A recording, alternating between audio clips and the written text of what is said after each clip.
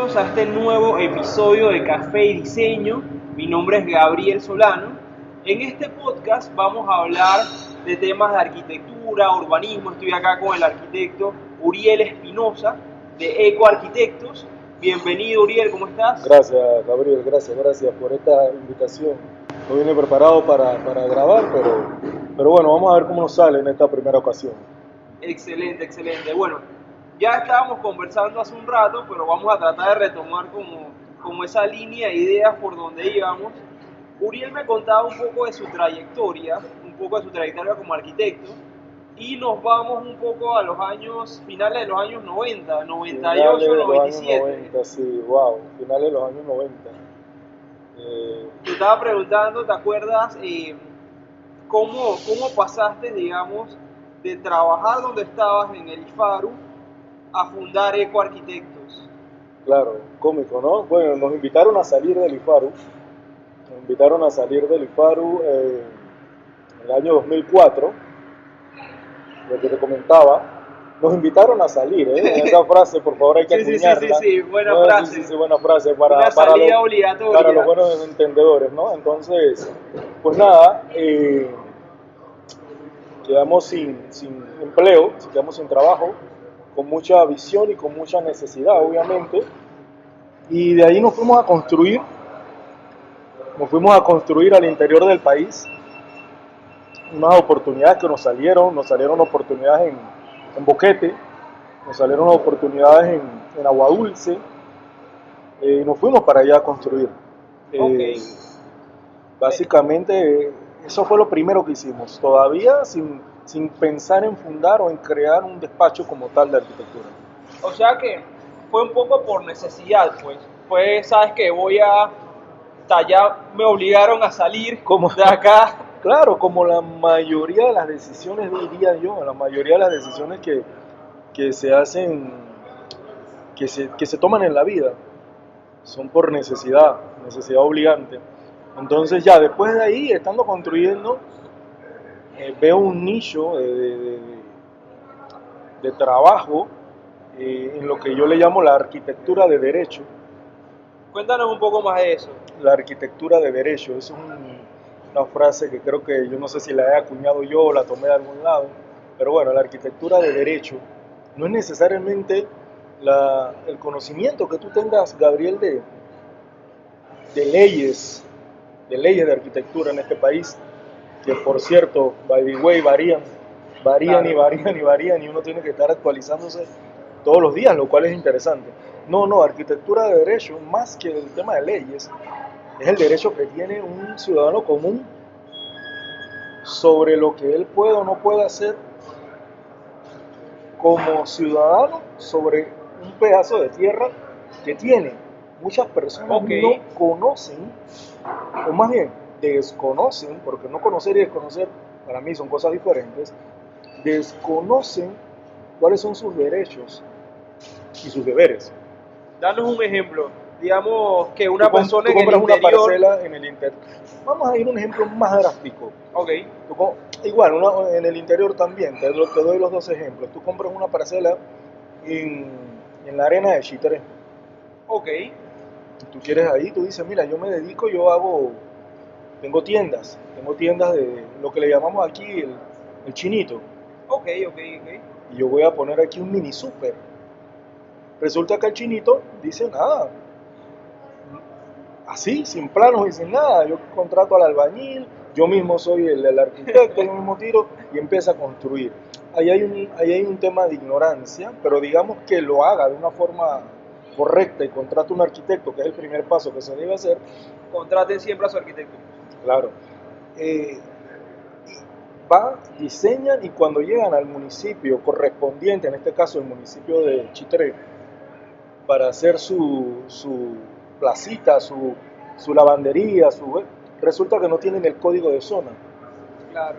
Sea porque no exista código de zona, porque es un ejido que no lo tiene, o sea porque el código de zona que tiene es residencial y no es comercial, no tiene un código de zona comercial. Entonces, no conoces tus derechos, no Claro. conoces tus deberes. Entonces, ese amor por enseñarle a las personas sus derechos previo a que compren o a que adquieran o que construyan, eso es lo que yo le llamo arquitectura de derechos.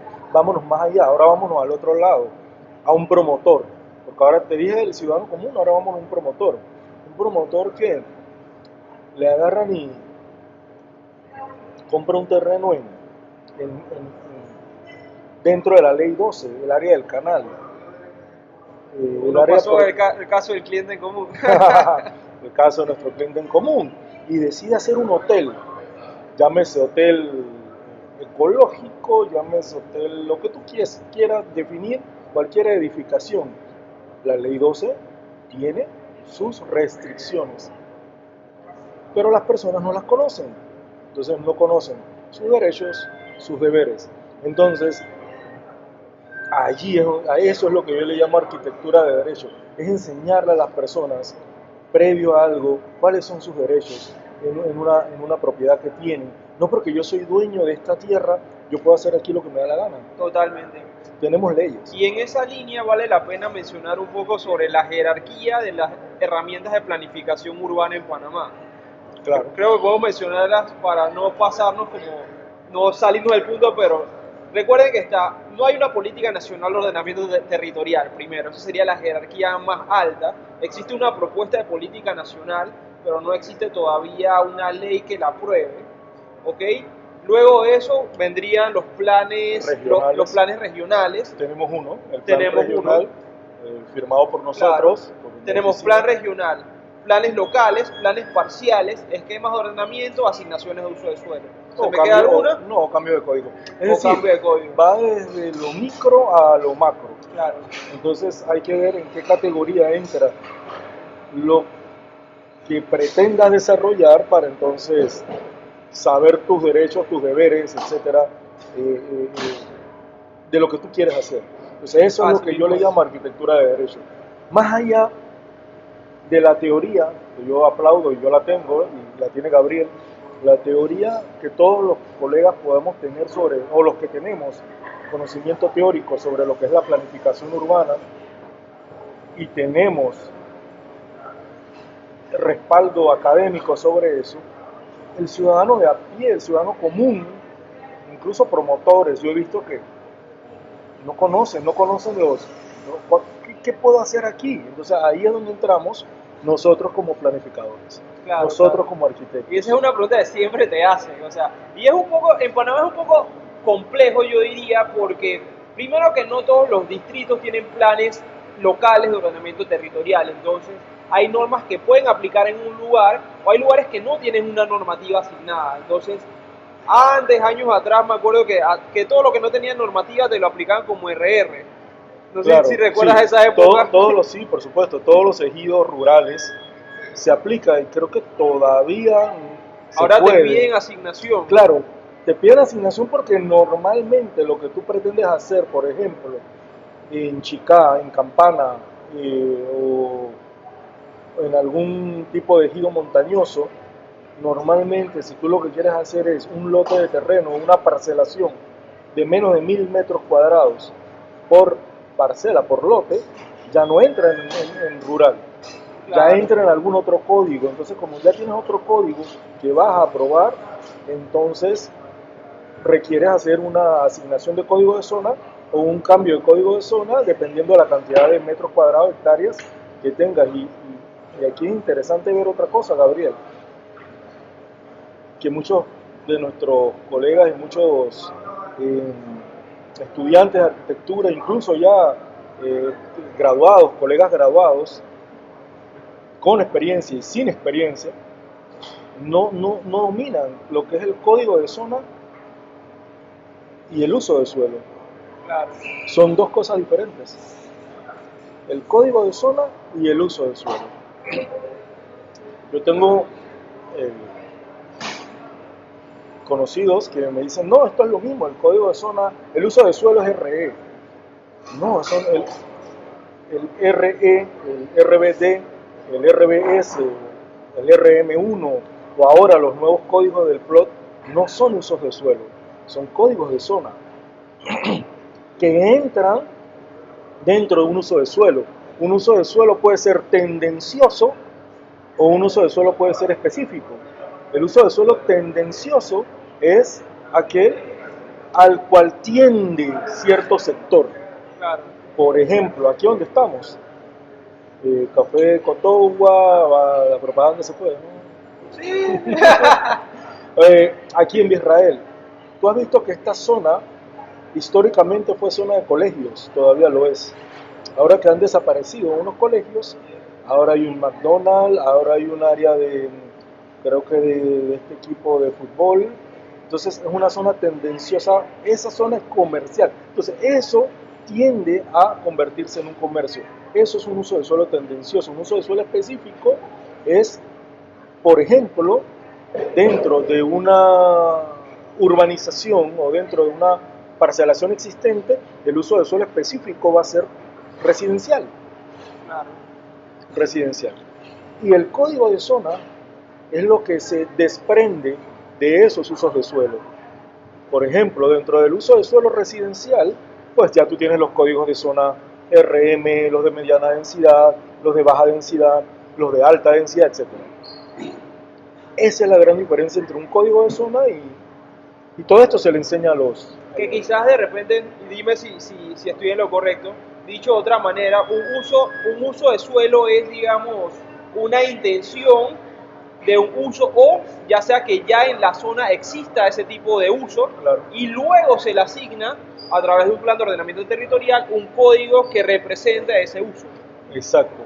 Por ejemplo, ese potencial de uso, claro, porque hay zonas en blanco, bueno, no en blanco, sino por zonas ejemplo, baldías que van a tener una tendencia a un uso de suelo, y por eso se le asigna un código de zona pensando en ese futuro desarrollo. así mismo. Por ejemplo, tú hablaste de la política nacional de ordenamiento territorial que no tenemos, lastimosamente, que debemos tener en algún momento. Eso, ¿qué es una política nacional? Es una prospección, es decir, es una invitación a decir, en esta zona la tendencia de uso de suelo va a ser esta. Claro. O los usos de suelo que deben predominar en esta zona es este. Luego de ahí, de esa política nacional, cuando la tengamos, entonces se desprenden los planes regionales.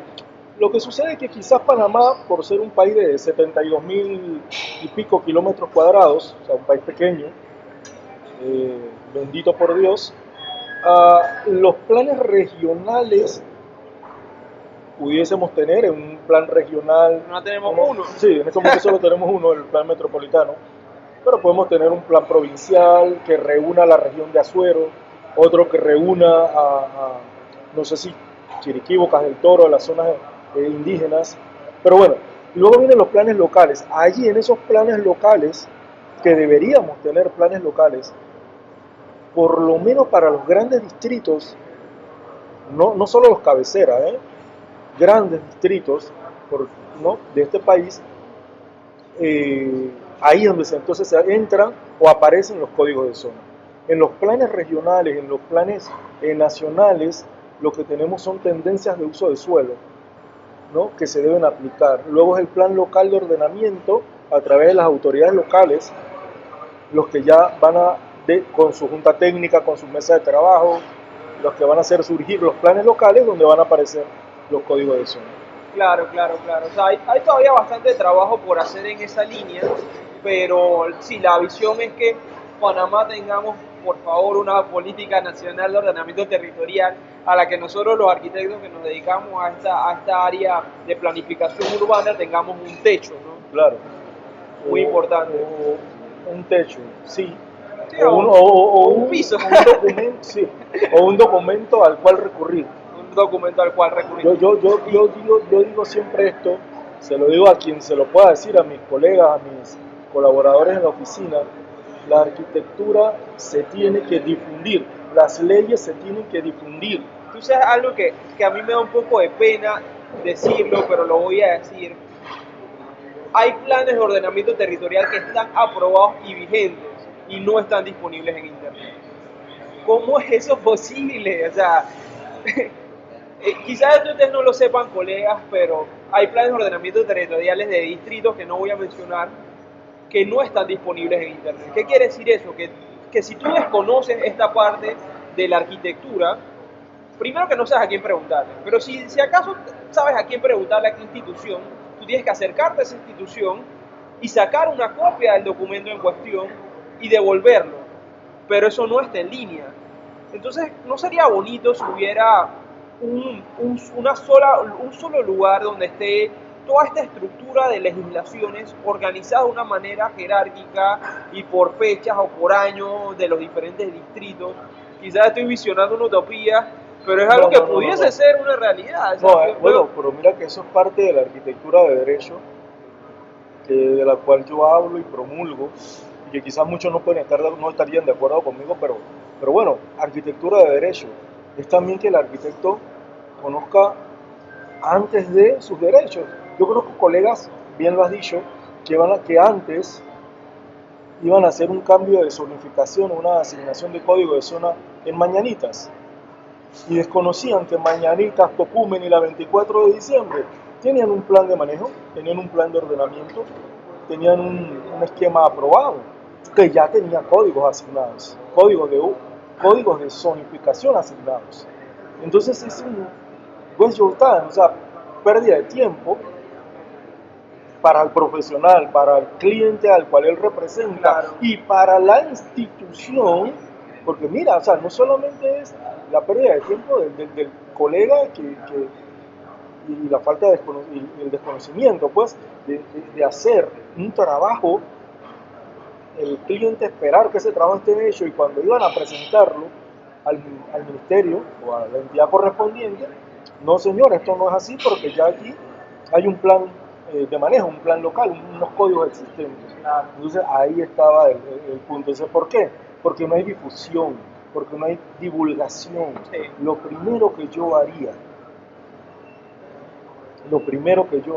antes de, cuando yo estoy, cuando tengamos la suerte de estar no la suerte, pero cuando tengamos la responsabilidad de estar en un puesto público, es divulgar a todos los profesionales, hacerlo de fácil acceso para estudiantes, para profesores, para colegas, de las leyes que nos rigen la arquitectura y que son muchísimas.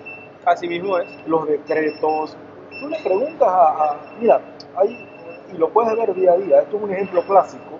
Yo conversaba con el ingeniero municipal hace poco, y el ingeniero municipal, pues, por un tema de agilización de planos, cómo iba ese plan, pero es que la agilización de planos en Panamá, en el municipio de Panamá, no depende del ingeniero municipal, no depende de los que registran y controlan los anteproyectos. ¿Sabes de quién depende? De nosotros los arquitectos, que cuando llevamos los planos, los anteproyectos, y los ingresamos vía digital, vía web, a la DOI, a la Dirección de Obras y Construcciones Municipales, hablando del municipio de Panamá, son una porquería. ¿Pero por qué son una porquería?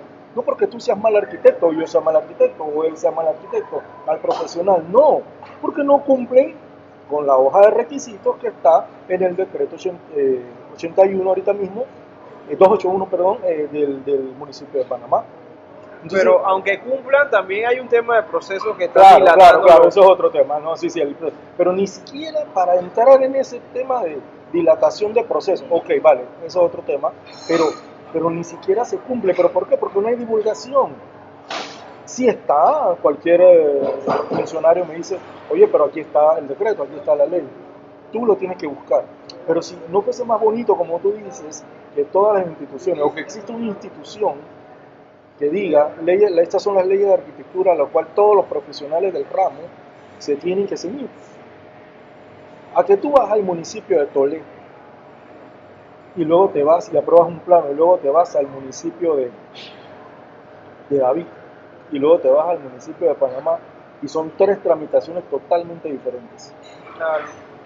Totalmente diferentes, o sea, son 3 tramitaciones total y completamente diferentes. Y no estoy diciendo que una sea mejor que la otra. No, para nada.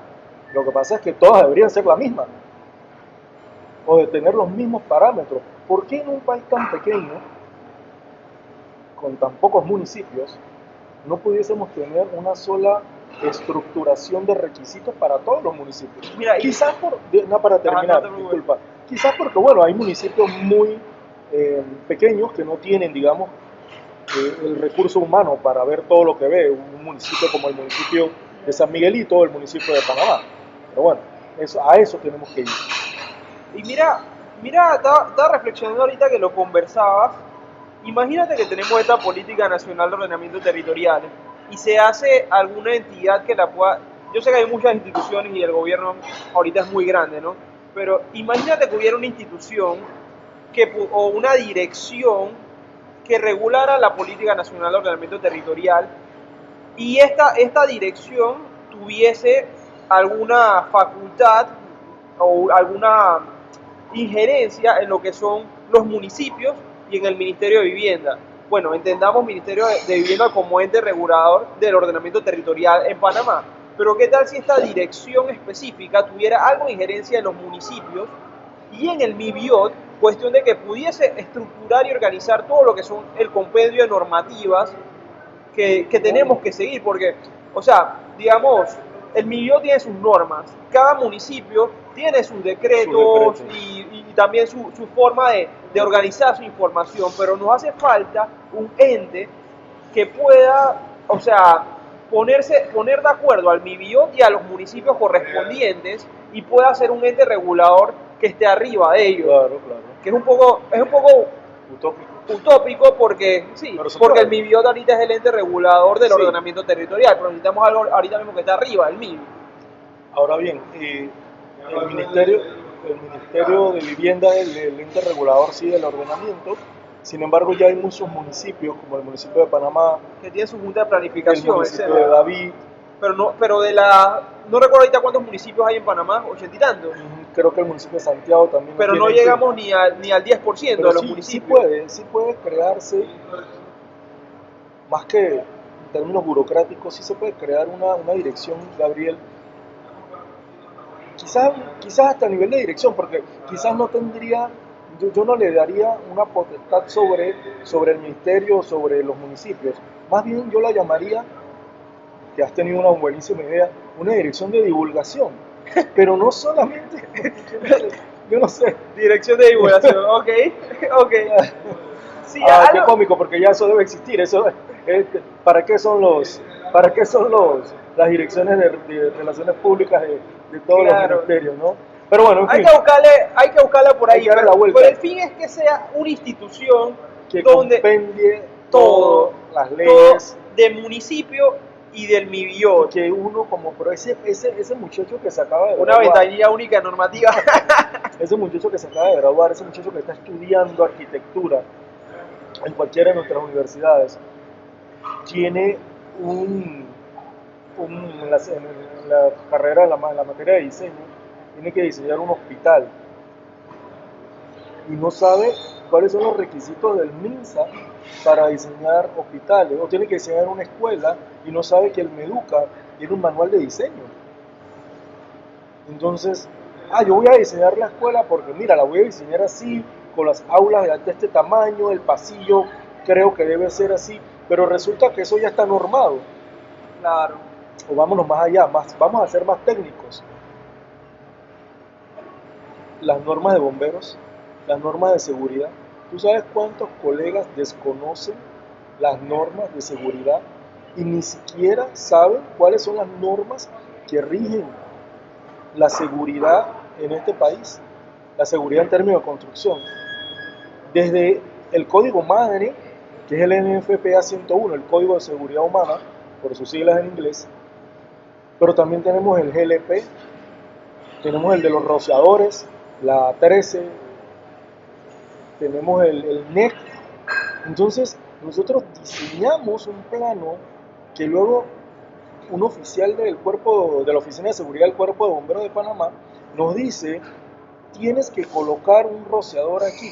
Aquí ya me estoy saliendo del campo de la arquitectura, porque eso ya sería un tema de electromecánica. Pero es bueno que lo sepamos. Entonces, ¿por qué nosotros, por qué los estudiantes Yo no recuerdo que a mí me hayan enseñado eso, la verdad, no estoy seguro, pero creo que sí. Pero en fin, Yo no ¿por qué los recuerdo. estudiantes no, y los colegas recién graduados, incluso colegas ya con tiempo de estar ejerciendo, no dominan o no conocen que existe la NFPA 101, que existe el Código del Gas Licuado de Panamá, que existen las normas de rociadores residenciales y comerciales, que existe el Código de Electricidad, el NEC, y no solo eso, qué versión es la que aplica para Panamá. La Junta Técnica, si tú te metes a la página web de la Junta Técnica, y creo que también en la página web de la DOIC, ahí están los documentos.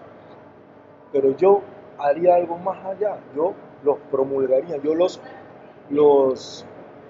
eh, los expongo, los comercializo a Claro. nivel público para que todo el mundo tuviese acceso a esos documentos. Y debe ser algo como, no sé, así como los derechos que están en la Constitución. Tenemos derecho a tal cosa. Arquitecto, tienes derecho a saber tus normativas. Claro. Y tu cliente tiene el derecho de que tú las conozcas. Y ojo, el desconocimiento de la ley no te exime de ella. Que es el deber de conocerlo. Entonces, es un tema, ¿no? Con el tema, o sea, un tema pequeño dentro de todo lo que le podemos llamar planificación urbana, porque ¿qué es planificar? Planificar es gestionar el futuro de algo. Así es. Ya sea, tú puedes planificar mal o puedes planificar bien. Lastimosamente, planificar es gestionar el futuro de algo. Entonces, si tú gestionas bien cómo vas a desarrollar un plano conociendo de antemano todos tus requisitos, sea porque tú, por tu propia voluntad o porque están de muy fácil acceso, que es lo que queremos lograr, que estén de fácil acceso para que no haya pérdida de tiempo, ni del profesional, ni de la entidad, ni de un cliente, entonces ya dimos en el blanco, entonces llegamos en el punto en que ya nos podemos adentrar, Gabriel, en los procesos. Pero si ni siquiera entramos en que un plano, una asignación de un código, un esquema de ordenamiento, un plan local, pasa el filtro del acceso, entonces no podemos entrar ni siquiera en el tiempo del proceso que va a demorar, Claro. porque no pasa el filtro. Y bueno, yéndonos a otros temas para continuar avanzando, quería preguntarte, ¿hay algún arquitecto panameño que admires o que haya sido tu mentor? Bueno, para mí un poco difícil la pregunta, porque como mentor, digamos, pues eh, eh, no, no, quizás así como mentor no. Yo conozco la obra de muchos arquitectos panameños que ya hace un rato conversábamos la palabra que definíamos, Icónico. icónicos, y ahí entramos en un dilema de qué es icónico y por qué se consideraría alguien icónico. Mira, más allá de tener un mentor o aquí hay arquitectos, yo diría, vamos a hablar de los arquitectos ahora actuales, a los cuales yo respeto mucho. Y no voy a decir nombres. Pero, pero hablábamos con Gabriel antes de que Gabriel encendiera las cámaras. Hablábamos de la comparativa, que si podíamos comparar un arquitecto sin decir nombres, tampoco, no queremos herir susceptibilidades, arquitectos de los años 60, 70, con arquitectos actuales. Y yo tengo la opinión que la diferencia no puedes compararlo, que no puedes llegar a un punto de comparación. Ambos fueron icónicos en su momento y lo siguen siendo a lo largo de la historia, pero la diferencia quizás fue las herramientas Claro. con las que uno tuvo para desarrollar y las que se tienen hoy día. Eso, o sea, yo respeto a muchos arquitectos actuales. Eh, no me gustaría mencionar nombres, se me están viniendo a la mente varios, al menos tres, incluso con los cuales tengo buena relación. Eh, pero por ejemplo, yo voy a decir algo Y ese nombre sí lo voy a mencionar porque es un colega a quien yo admiro mucho, a Efraín Valenzuela, un arquitecto plain, es un arquitecto que no es, que digamos que para algunos no será icónico, porque quién es Efraín Valenzuela, tiene Uriel Espinosa, tiene Gabriel Solano, es lo mismo, pero fíjate que más allá de lo icónico de lo grande que puede ser un arquitecto, que los hay en Panamá, son muy buenos. El martes conversé con un par de ellos en un conversatorio del Paura al cual tú perteneces. Son buenísimos y los respeto mucho, los admiro mucho. Este arquitecto, como te digo, el que va día a día al municipio de Panamá, el que va día a día al Ministerio de Vivienda a hacer un esquema de ordenamiento territorial porque quiere hacer las cosas bien. Ese arquitecto, para mí, aunque solo haga un esquema de ordenamiento, aunque solo haga un plano, pero lo hace bien y quiere hacer las cosas bien, respeta las leyes, cumple con todo, ese arquitecto es de respeto. Entonces, son arquitectos vaya, no podemos comparar, pero sí, respeto mucho a muchos colegas actuales y pasados, y sí, tengo muchos buenos amigos y conocidos a los cuales respeto y admiro. Qué bien. Hasta en el caso tuyo, obviamente, te respeto y te admiro y bueno, y te doy las gracias por haberme invitado, por estar aquí contigo, pero tú estás haciendo las cosas bien. Gracias, arquitecto. Yo también lo respeto a usted. Qué bueno. Bueno, y otra pregunta que te quería hacer, Uriel, es, ¿cuál tú crees que sea la clave para tener un despacho exitoso? O lo que tú definas como exitoso, digamos, o replanteando la pregunta, ¿cuál es la clave para tener un despacho que ha podido estar 20 años activo, como en el caso de Eco Arquitectos?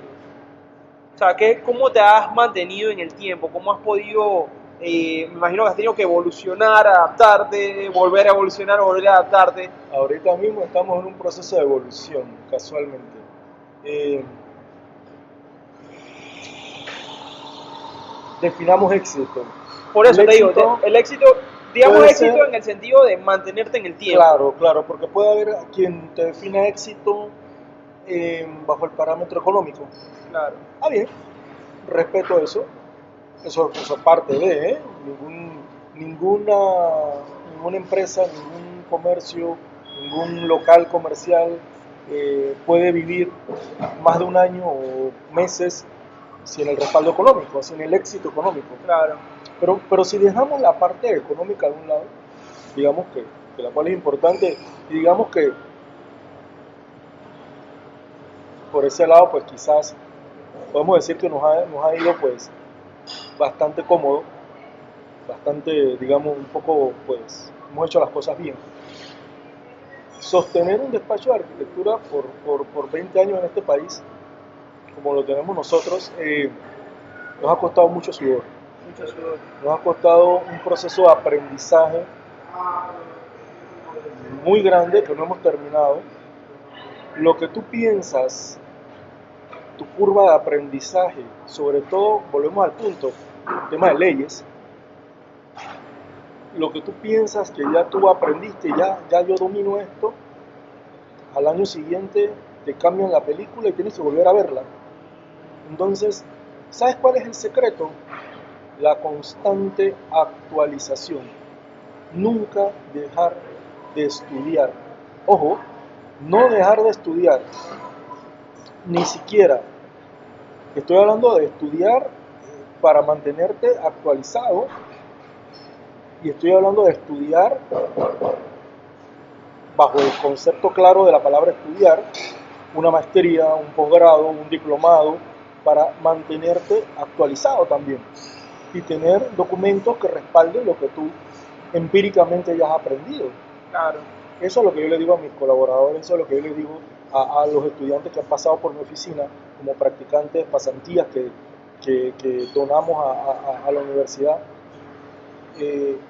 Nunca dejes de estudiar, nunca dejes de actualizarte. El gran secreto es siempre estar por delante, estar por delante, estar por delante, siempre un paso más allá.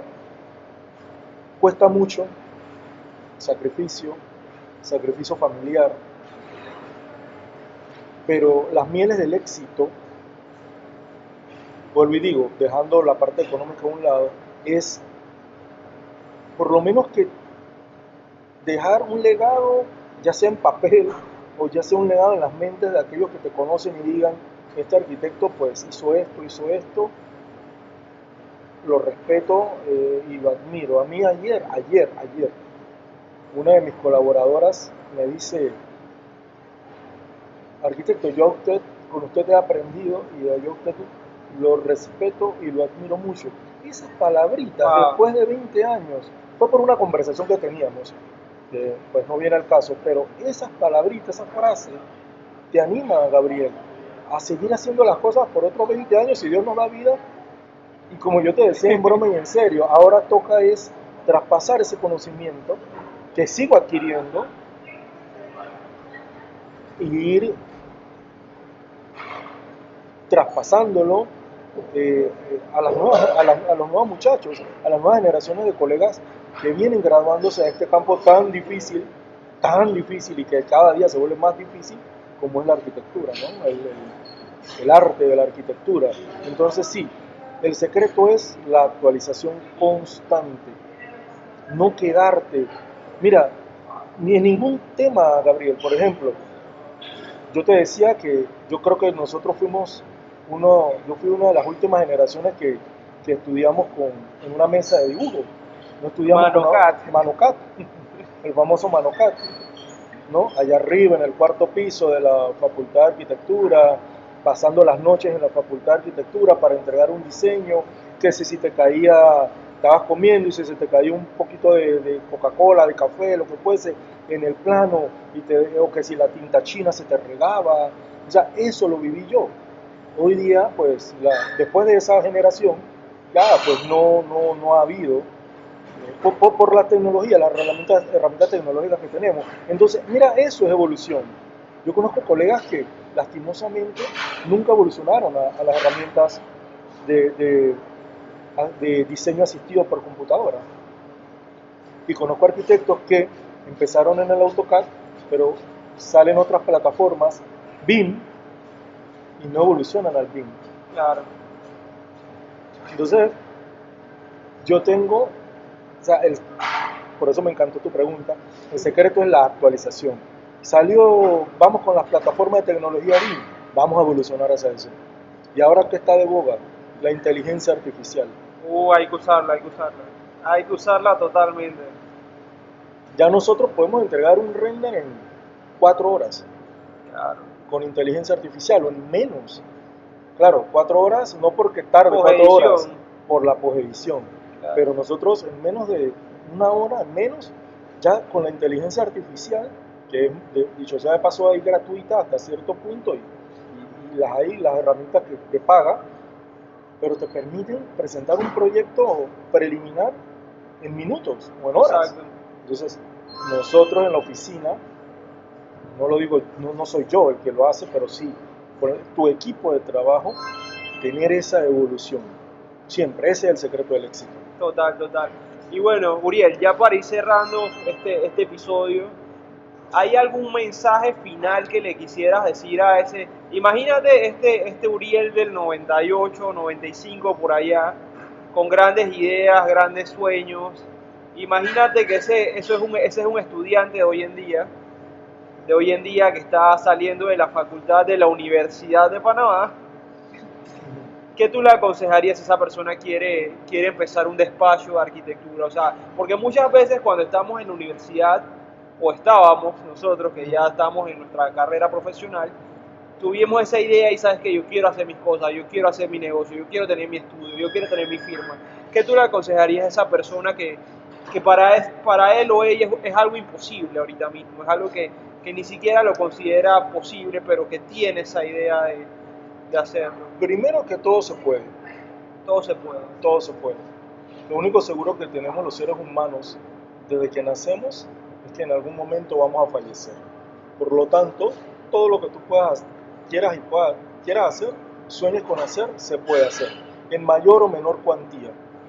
Ya eso lo definen otros aspectos. yo soñaba cuando era estudiante de colegio, allá por los años 80, finales de los 80, ya yo tenía el nombre de mi empresa, se llamaba Arasa, Ah, ¿sí? Arasa, Arquitectos y Asociados S.A. Wow, ¿tú sabías que ibas a ser arquitecto desde la escuela? Claro, en los años 80, cuando yo estaba en tercer año de colegio, yo ya soñaba con ser arquitecto. Arasa, me acuerdo, y dibujaba logos, Arquitectos y asociados S.A. Arquitectos y Asociados S.A. Resulta, me salta un poquito el tiempo, que cuando fui a crear el nombre, ya Arasa existe, entonces ya no lo podía tomar. Pero bueno, en fin.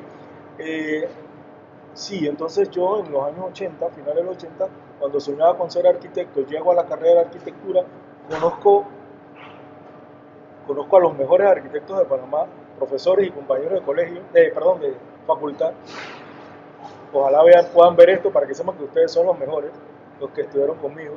Una broma. Que en fin es verdad, para mí. Entonces, saliendo de la carrera yo veía tan difícil. ¿Tú sabes qué pasa, Gabriel? El miedo. Miedo.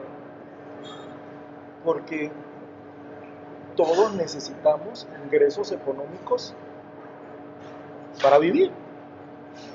Todos necesitamos ingresos económicos para vivir.